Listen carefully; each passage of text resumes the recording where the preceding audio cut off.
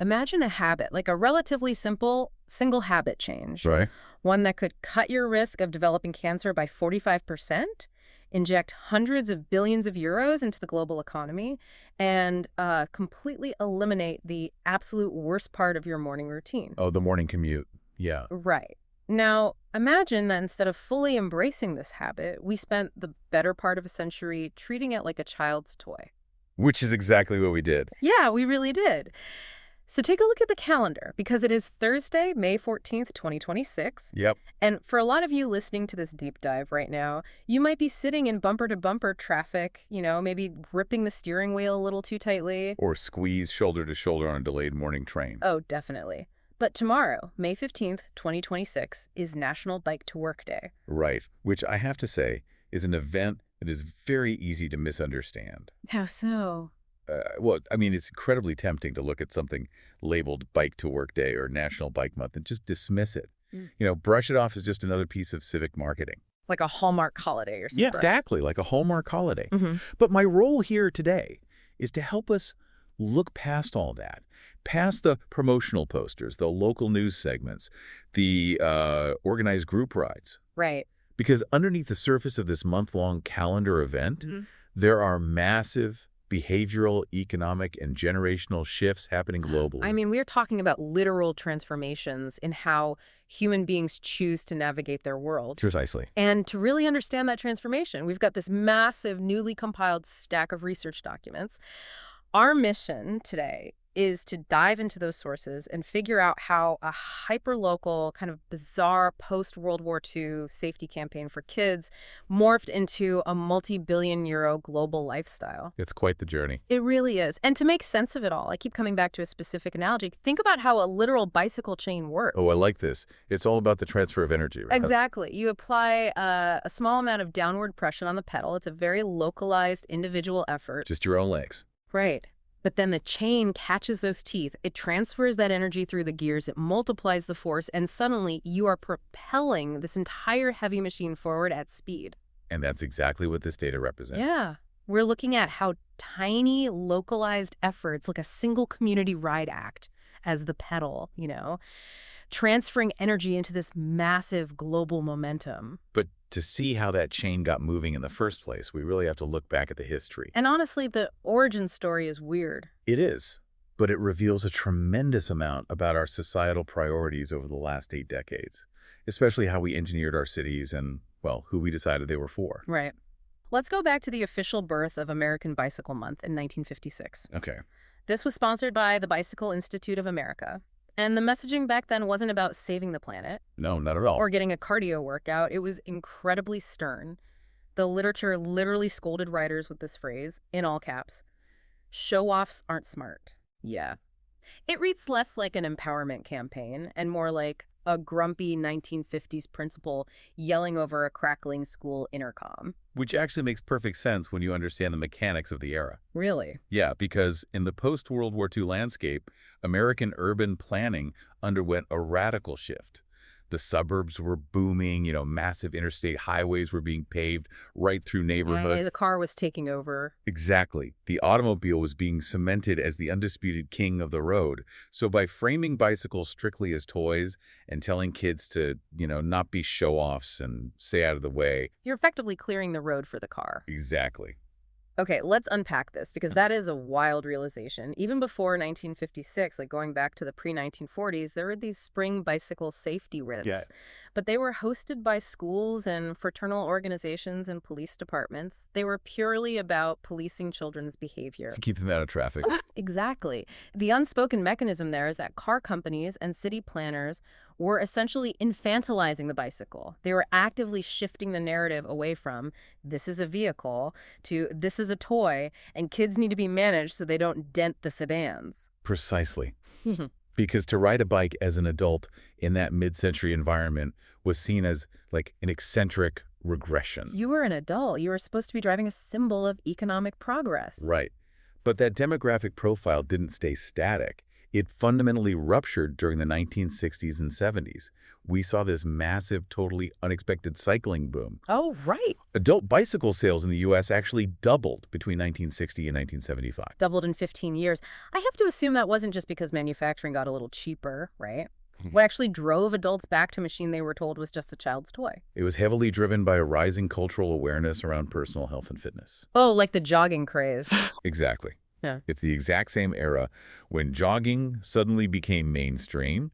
People were suddenly confined to office jobs, and they were actively looking for ways to move their bodies. Makes sense. So in response to this adult demographic shift, the event was rebranded. American Bicycle Month became National Bike Month, and the leadership transitioned to a group called the League of American Wheelmen. Which, I'm sorry, sounds like a steampunk club with penny farthings and top hats. It really does.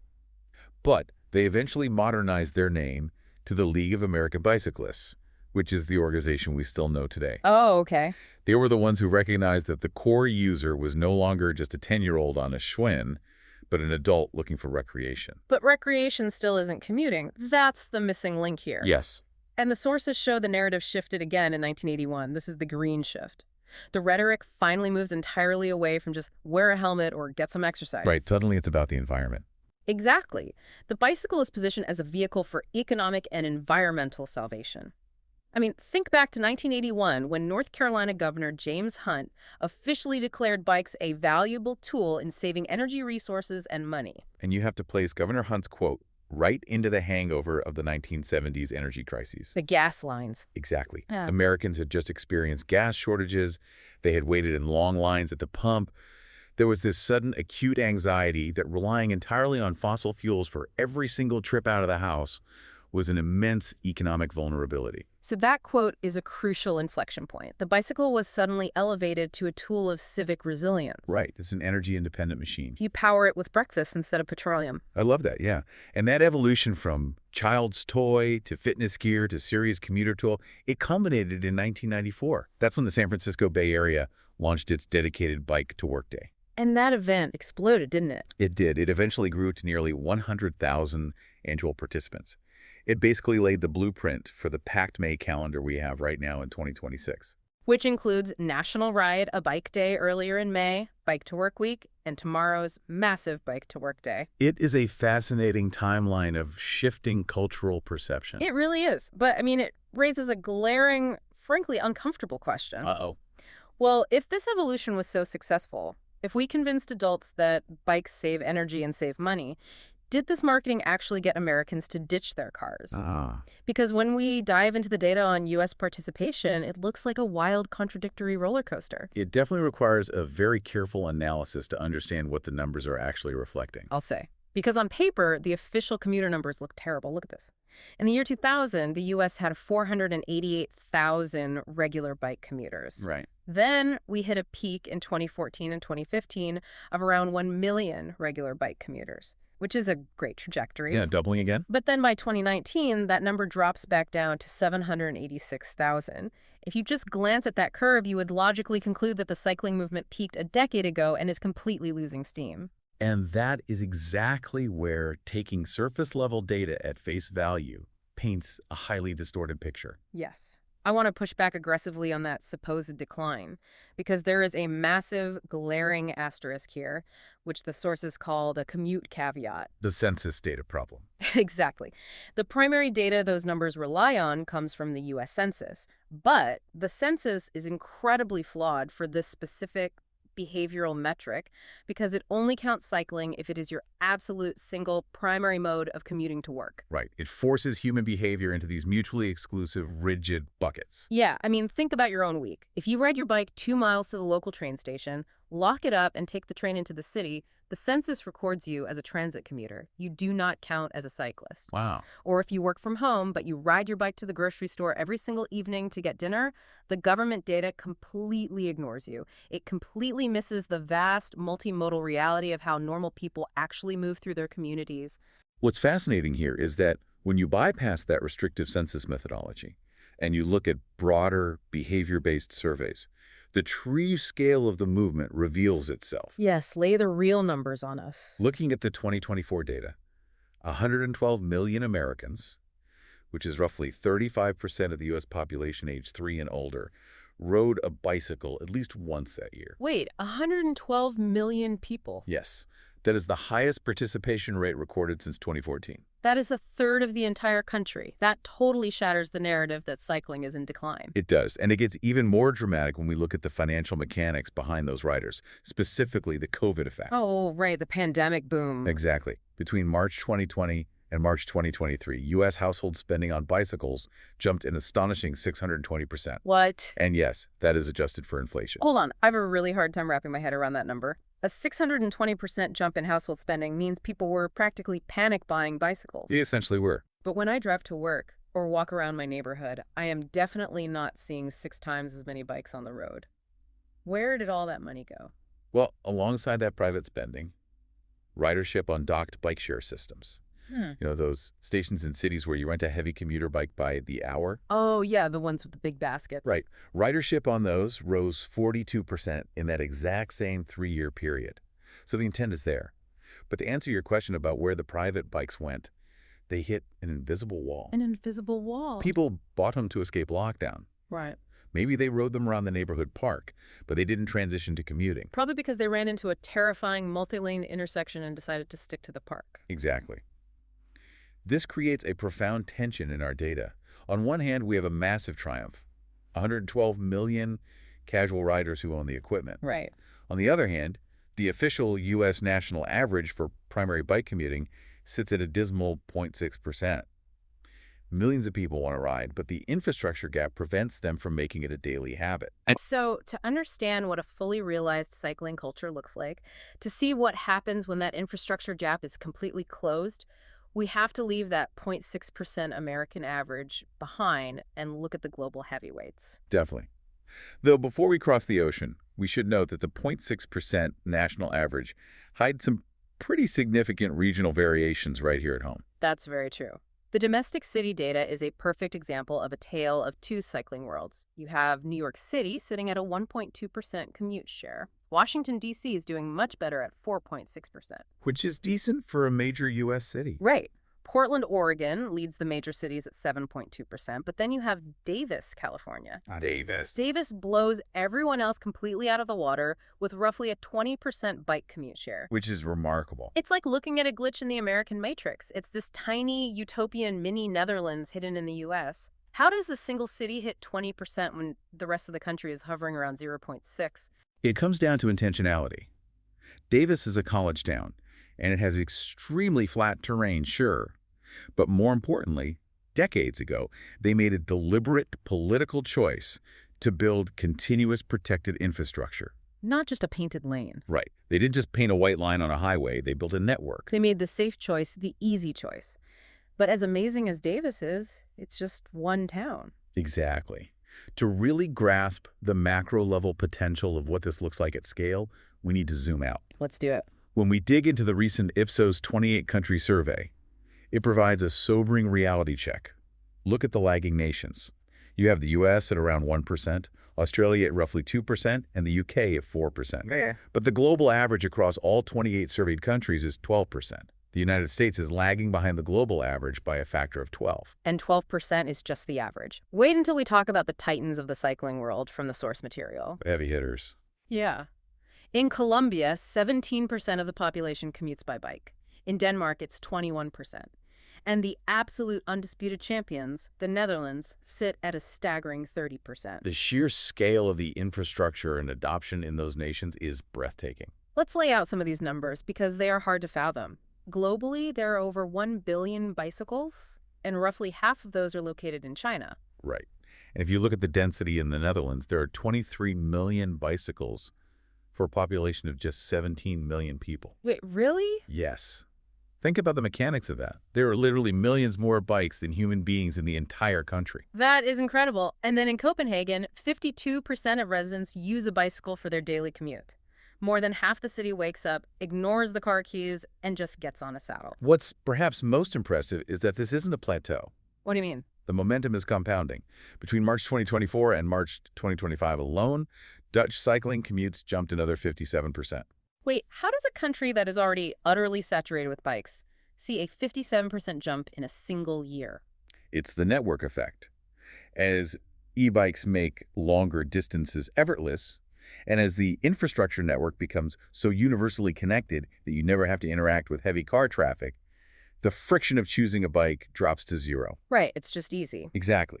It simply becomes the most logical, frictionless way to move from point A to point B. So what does this all mean? We see these incredible ridership numbers in places like Denmark and the Netherlands, but what does that actually mean for the listener sitting in their car right now? That's the real question. Why should you care if your city looks like the 0.6% US average, or if it looks like the 52% Copenhagen reality? Well, because the gap between those two numbers represents literally life, death, and billions of euros. Let's talk about the return on investment. The stakes here are incredibly high, both on an intimate, individual human level and on a sprawling macroeconomic scale. The human stakes are what stopped me in my tracks. Listen to these health statistics from our deep dive today. Regular bike commuters have a 51% lower risk of dying from heart disease compared to people who commute by car or transit. That's massive. Your risk of heart disease mortality is cut in half just by changing the machine you use to get to work. And if that wasn't enough, bike commuters also have a 45% lower risk of developing cancer. Those numbers are profound. And the mechanism behind why that works is actually quite simple. We all know we need exercise, right? Oh, sure, but finding the time is the hard part. Exactly. Finding 45 minutes to go to the gym after a grueling workday is incredibly difficult. Bike commuting bypasses that problem entirely by baking cardiovascular exercise directly into a mandatory part of your day. You have to travel to work anyway. Right. You are simply replacing sedentary, high-stress time behind a steering wheel with active, moderate-intensity physical activity. You're reclaiming dead time. Exactly. And when you scale those individual health benefits up to a macro level, the global environmental and economic stakes become clear. Consider the carbon math. Okay. If a single cyclist commutes just 8 kilometers each way, which is about 5 miles 4 days a week, they avoid emitting roughly 750 kilograms of CO2 per year. Wow. To put that in perspective, Oh. that is the equivalent of burning 380 liters of gasoline. Just from one person's daily commute. Now Yeah. multiply that 750 kilograms of saved carbon by the 52% of Copenhageners who ride daily. The environmental offset is astronomical. It really is. But it's not just saving carbon. It's generating immense tangible wealth. In the European Union, there are 41 million people who cycle frequently for transport.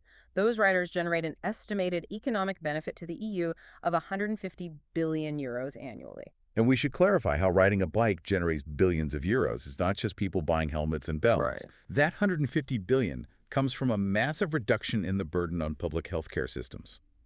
It comes from decreased road wear and tear because asphalt isn't being degraded by 2-ton vehicles. And it comes from alleviating the lost productivity of traffic congestion. Which brings us to the ultimate question. If the benefits are this obvious, if this machine cuts cancer, saves billions in road maintenance, and clears the air, how do we actually get there? Right. How do we make the jump? How do we bridge the massive gap between the 112 million Americans who have a bike in their garage and the tiny fraction of a percent who actually use it to get to the office? The key is breaking the inertia of daily routine. And that is perfectly demonstrated by a survey of participants in the Washington, D.C. Bike to Work Day. Yes, I love this data point. This detail absolutely fascinated me because it proves the mechanism of these events. It proves that a single-day marketing event actually possesses the power to change long-term entrenched human behavior. According to the D.C. survey, 17% of the people who showed up to that event had never bike commuted a day in their lives before that morning. They were absolute beginners. They were likely drawn in by the safety in numbers, the fact that hundreds of other people were riding, and the organized community aspect that the event provided. Yes, it lowered the barrier to entry. But here's the kicker. 10% of those participants started commuting by bike regularly after the event was over. That's incredible retention. The single day worked. The posters, the group rides, the free coffee. It wasn't just civic fluff. It permanently converted 1 in 10 of its participants into regular daily commuters. And that localized behavioral shift is being supercharged by a massive generational tailwind globally. What does the generational data show? The demographic data points to a clear, aggressive pivot toward the future. Between 2023 and 2024, youth cycling participation climbed from 49% to 56%. That is the largest single-year jump recorded in the tracking period. I have to imagine that's heavily influenced by the rise of e-bikes, right? Making it Yeah. easier for younger people to get around without needing a driver's license or gas money. E-bikes are absolutely a massive driver, as is a growing awareness of climate realities and, honestly, the sheer prohibitive cost of car ownership for young people today. Oh, absolutely. Insurance, gas, parking. It's a lot. When you look globally, adults aged 35 and under are nearly twice as likely to commute by bike, sitting at 15%, compared to those 50 and older who sit at 8%. That's a huge gap. It is. The younger generations are simply not bound to the car-centric mindset of the mid-20th century. They are looking at the health data, the economics, and the environmental reality, and they are choosing a fundamentally different path. Which brings our bicycle chain analogy perfectly full circle. We started this deep dive looking at a 1950s America where city planners infantilized the bicycle, treating it as a child's toy, and authorities scolded kids over loudspeakers to stay out of the way of the cars. Right. Then, pushed by the energy crises of the 70s and 80s, we saw the narrative evolve into an adult environmental statement. And today, we are looking at a multi-billion-euro global lifestyle. One that dramatically cuts your cancer risks, slashes carbon emissions, and is being aggressively adopted by younger generations all over the world who are just tired of sitting in traffic. It is a phenomenal societal evolution. It really is. Yeah. But if we connect this massive global data back to the immediate reality of your own life, I want to leave you with a thought to mull over. Please do. It builds entirely on the mechanics of that Washington, D.C. survey data we just discussed.